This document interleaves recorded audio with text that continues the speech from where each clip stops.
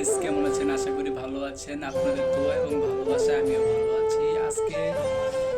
আজকে নিয়ে চলে আসলাম বৈশাখী মেলা। চলুন দেখা যাক বৈশাখী মেলায় আমরা কি করলাম। Let's go। বৈশাখী মেলায় যাওয়ার জন্য সবাই জামাই সেজে রেডি হয়ে গেছে, তাই আমিও পাঞ্জাবিটা পরে নিয়েই রওনা দিলাম বৈশাখী মেলার উদ্দেশ্যে।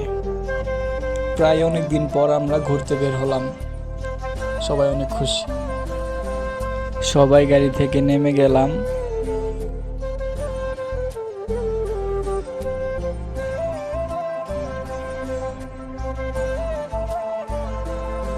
গাড়ি থেকে নেমে দেখলাম মেলাটি রাস্তার ওই পাশে অবস্থিত, তাই আমরা একটু হাঁটতে হচ্ছে। রাস্তাটা পার হয়েই আমরা চলে যাব বৈশাখী মেলায়। দেখতে থাকুন।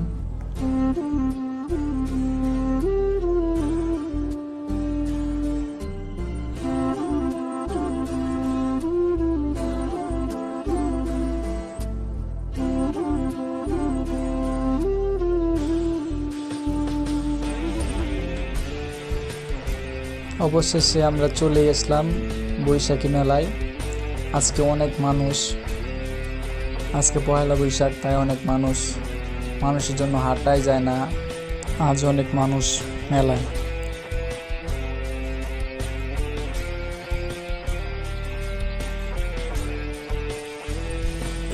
কি লেগেছে মেলায়? বন্ধুরা নিয়ে আসছে জোর করে। আমার অনেক ঠান্ডা জ্বর, অসুস্থ আমি।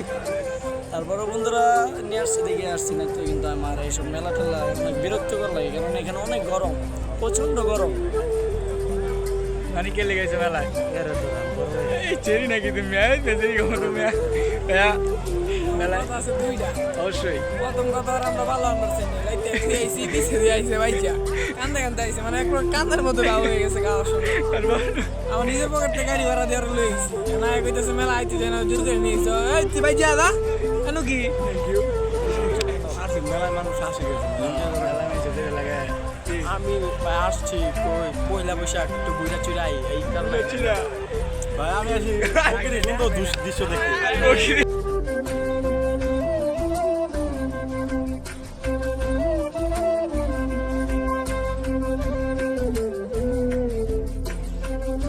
যে কথাটা বললো আমি এটা মাইনে নিতে পারি না। মন চেতেছে এখানে একটা লাভ মার। মেলায় এসে দেখলাম বড় একটা নৌকা। পরে আমরা সবাই ভাবলাম চলো নৌকায় উঠি, কিন্তু এত মানুষের ভিড়, টিকিট কাটাই যাচ্ছে না মানুষের জন্য। তাই পরে চিন্তা করলাম না থাক, এত মানুষের ভিড়ে নৌকায় ওঠার দরকার নেই। তারপর আমরা কিছু দূর হাঁটতে দেখলাম ভূতের বাড়ি, কিন্তু এখানে এসে দেখি এখানেও অনেক বড় সিরিয়াল। তারপর আর কি করার, ভাবলাম কি মেলা থেকে এভাবে ঘুরে যাব, তাই আমরা টিকিট কাটলাম। ভূতের বাড়ির টিকিট কেটে লাইনে দাঁড়িয়ে ঢুকলাম, কিন্তু দুঃখের বিষয় এটাই যে ভূতের বাড়িতে ভিডিও করার পারমিশন নেই। সবার মনটাই খারাপ, কারণ মেলায় এসে ভালো করে ঘুরতে পারলাম না তাই।